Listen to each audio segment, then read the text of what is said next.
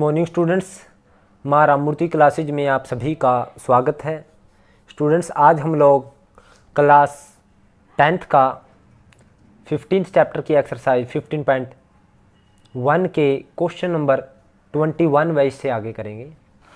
तो 21 से आगे क्वेश्चंस हैं जो उनका आप स्क्रीनशॉट ले सकते हैं जिन बच्चों के पास मैथ्स नहीं है।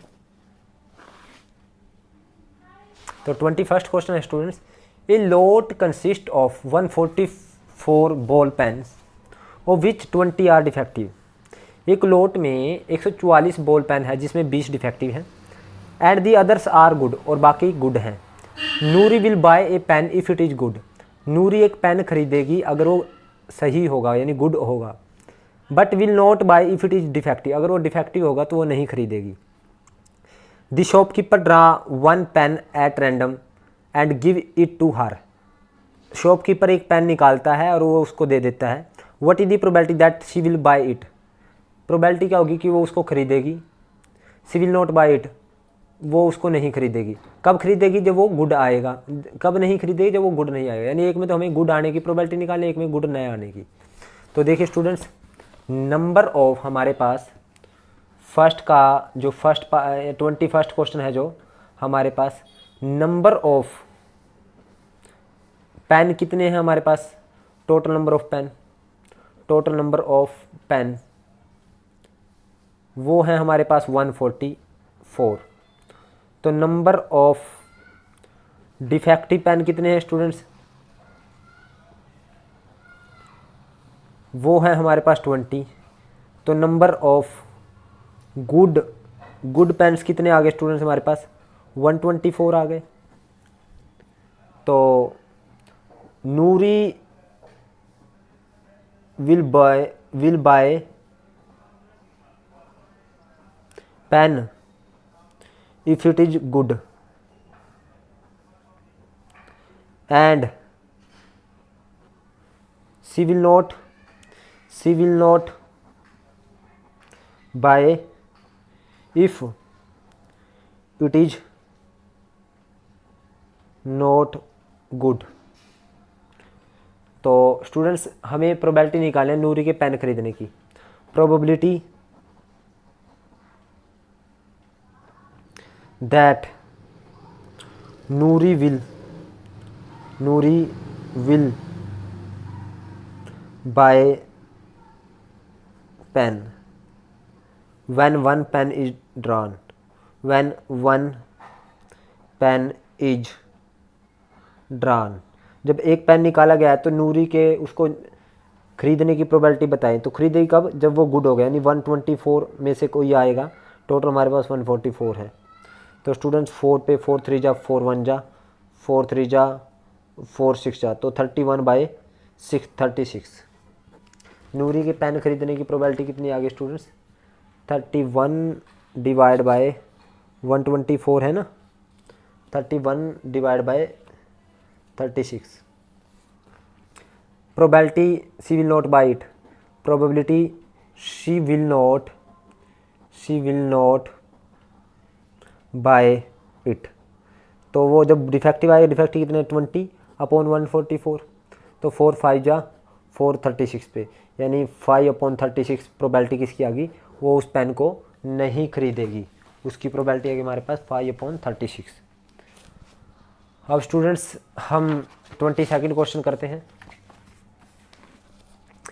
22nd क्वेश्चन ने क्या कहा है उसने?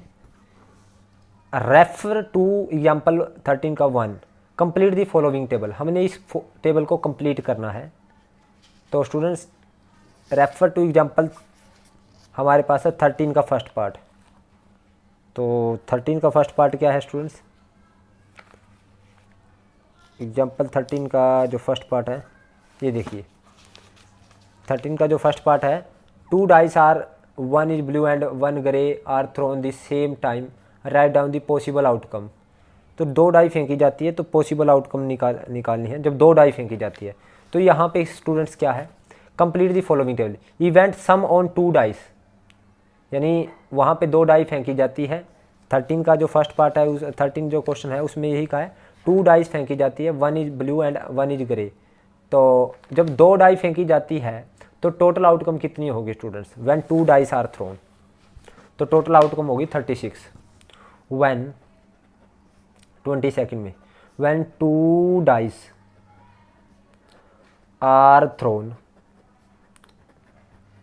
टोटल आउटकम होगी हमारे पास 36।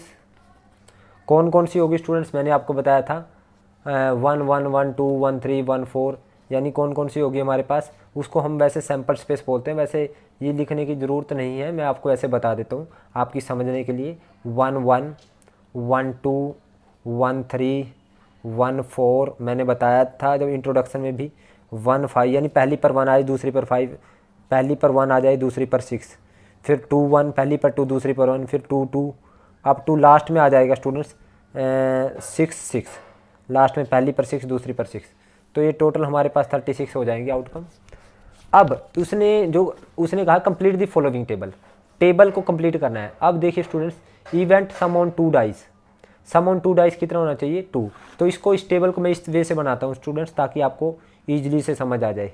Event sum on 2 dice, 2 dice पर सम, और यहाँ पे स्टूडेंट्स मैं इसको ब्लैंक छोड़ता हूँ स्टूडेंट्स इतने को, और यहाँ पे प्रोबेबिलिटी। अभी ब्लैंक क्यों छोड़ा है? अभी जो हमें गिवन है वो लिख रहा हूँ स्टूडेंट्स। हमें गिवन है सम ऑन 2 डाई 2 3 4 5 6 7 8 9 10 11 12, यानी सम ऑन 2 डाई क्या दे रखा है? 2 3 4 5 6 7 8 9 10 11 12, और स्टूडेंट्स यहाँ पे हमने निकालनी है इनकी प्रोबेबिलिटी।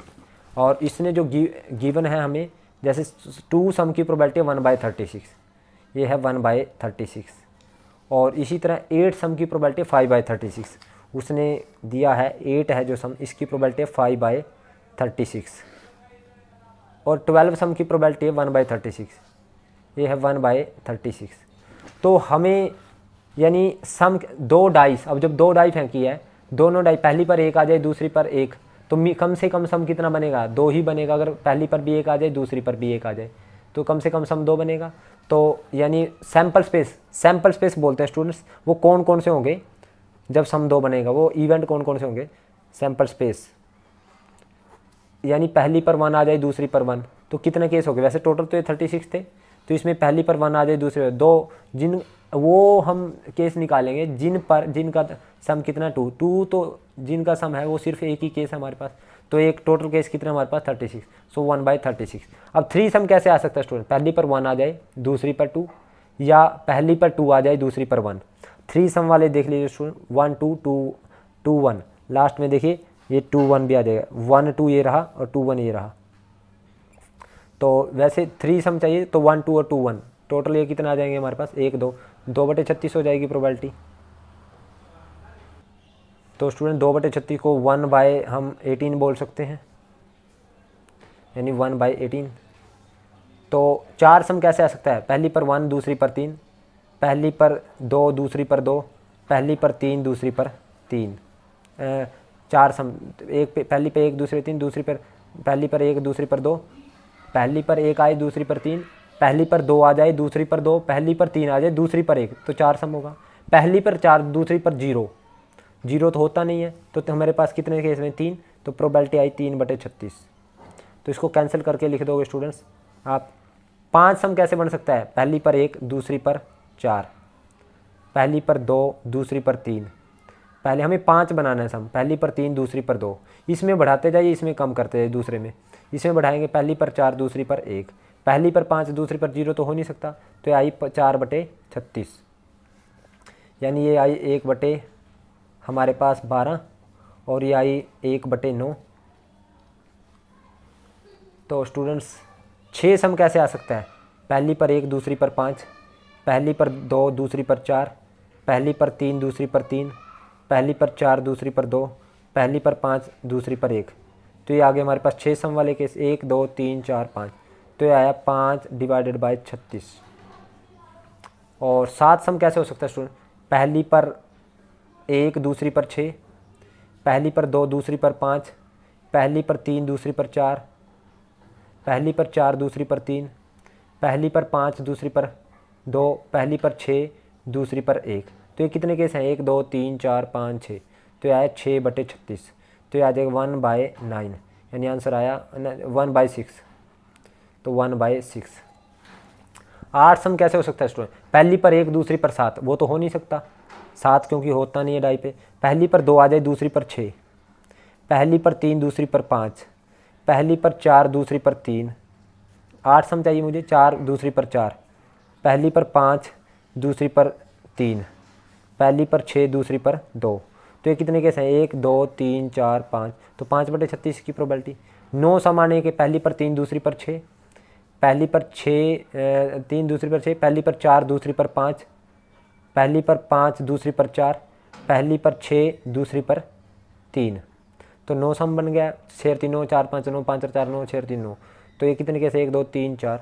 तो 4/36, यानी ये कितना आएगा? 4/36 को कैंसिल करेंगे तो 1/9। और 10 सम कैसे बन सकता है स्टूडेंट? पहली पर 4 दूसरी पर 6, पहली पर 5 दूसरी पर 5, पहली पर 6 दूसरी पर 4। तो ये आ जाएंगे 3 के 3/36, तो 1/12। और 11 सम बन सकता है। पहली पर 5 दूसरी पर 6, पहली पर 6 दूसरी पर 5। तो आ जाएंगे हमारे पास 2/36, तो 1/18। और 12 कैसे हो सकता है? पहली पर भी 6 दूसरी पर भी 6, तो 1/36। तो देख लीजिए स्टूडेंट्स, हमारे पास टोटल केस बन जाएंगे 1 2 3 4 5 6 7 8 9 10 11 12 13 14 15 16 17 18 20 21 22 23 24 25 26 27 28 29 30 31 32 33 34 35 36। तो 36 केस बन गए स्टूडेंट टोटल। और हमारे पास यानी जब 2 डाई को फेंका जाता है तो 36 आउटकम होती है। स्टूडेंट्स, इसका जो सेकंड पार्ट है वो कहता है student argue that there are 11 possible outcome 2 3 4 5 6 7 8 9 10 11। एक स्टूडेंट कहता है कि 11 पॉसिबल आउटकम है। उसने इसको 2 3 4 5 6 7 8 9 10 11 12 इन सब को 11 पॉसिबल आउटकम एज्यूम कर लिया। और वो कहता है सबकी probability therefore each of them has a probability 1/11, और सबकी प्रोबेबिलिटी 1/11 होगी। Do you agree with this argument? तो स्टूडेंट्स, आप देख रहे हो कि अगर 11 पॉसिबल आउटकम 2 3 इन सबको 11 एज्यूम करता है तो डिफरेंट सम आने की जो प्रोबेबिलिटी है वो सबकी 1/11 नहीं है। तो आप देख भी सकते हो स्टूडेंट्स, ये हमने किया है। यानी 2 सम आने की प्रोबेबिलिटी 1/36 है, 3 की 1/18, सबकी 1/11 इक्वली लाइकली नहीं है ना। यानी सभी जो यानी डिफरेंट सम आने की जो प्रोबेबिलिटी है वो सेम नहीं है। यानी 2 3 4 5 6 7 8 9 10 11 12 के आने की जो प्रोबेबिलिटी है वो इक्वली लाइकली नहीं है। यानी ये सम आने की इक्वली लाइकली है। So no, because as there are 11 outcome different sums are not equally likely. हमने देखा तो जो 2 के आने की प्रोबेबिलिटी 1/36 है, 3 के आने की 1/18 है, 4 के आने की 1/12 है। तो सम्स की जो प्रोबेबिलिटी है वो इक्वली लाइकली नहीं है। आप लिखेंगे no, because as there are 11 outcome different sums are not equally likely.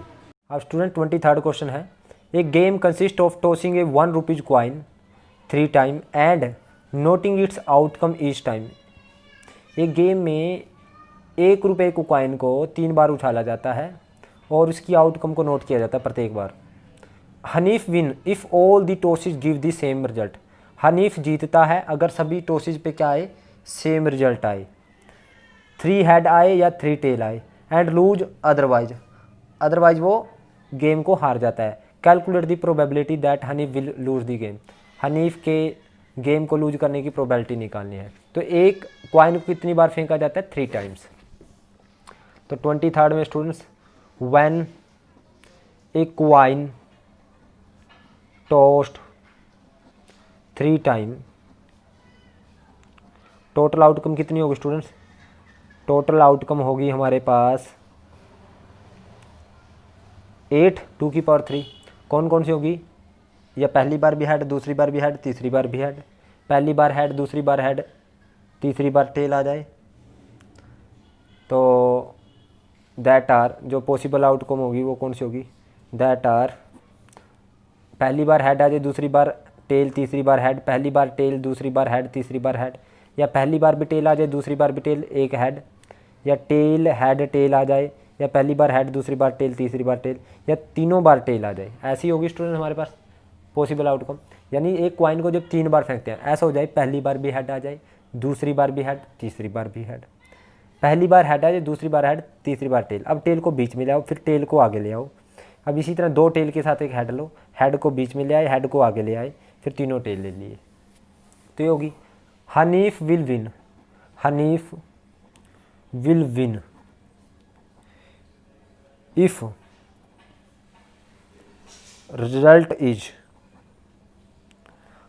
is 3 head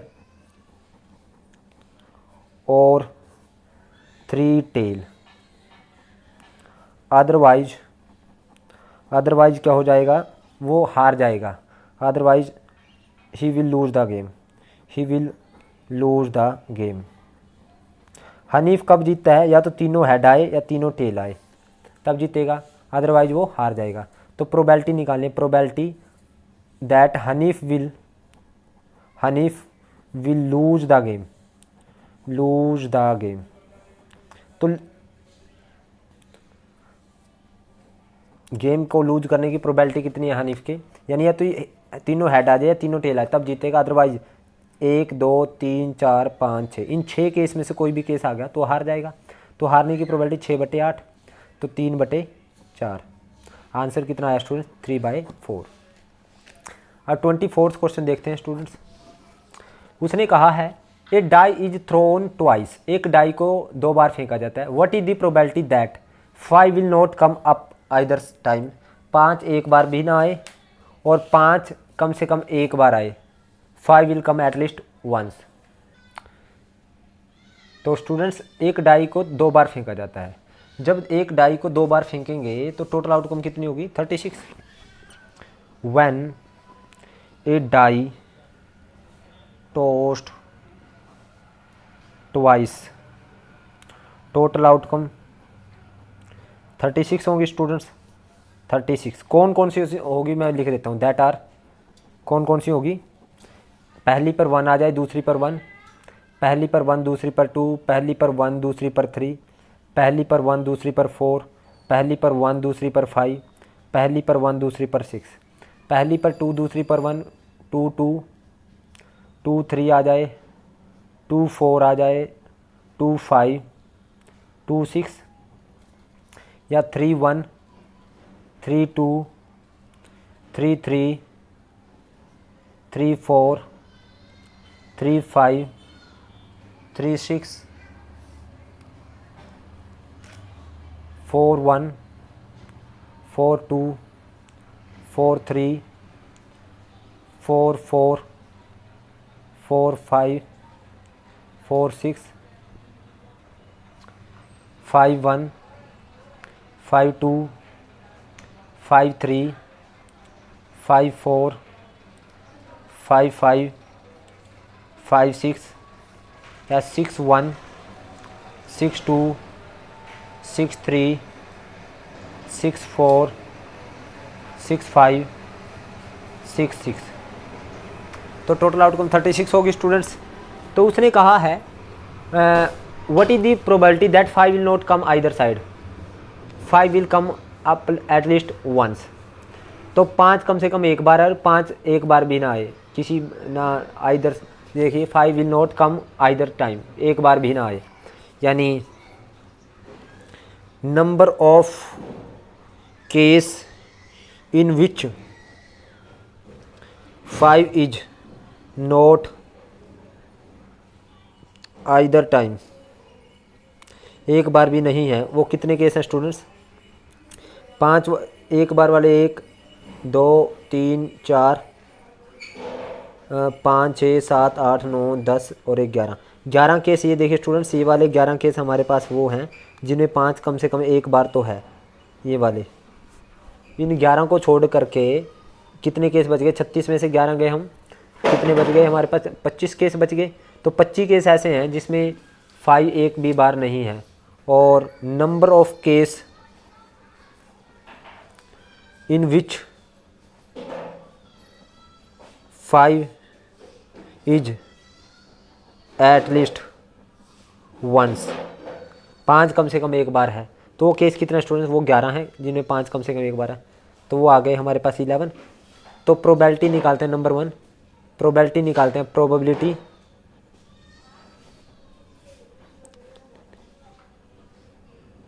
that 5 will not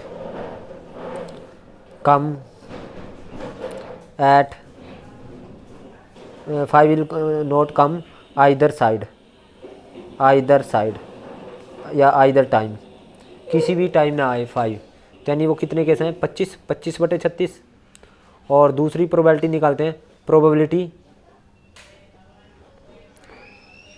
that 5 will come at least once, 5 कम से कम एक बार आए, उसकी प्रोबेबिलिटी है 11/36।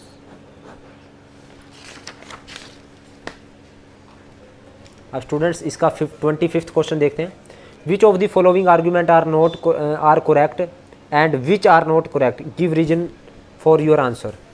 पहला है students, if 2 coin are tossed simultaneously there are 3 possible outcome, 2 head, 2 tail or 1 of each.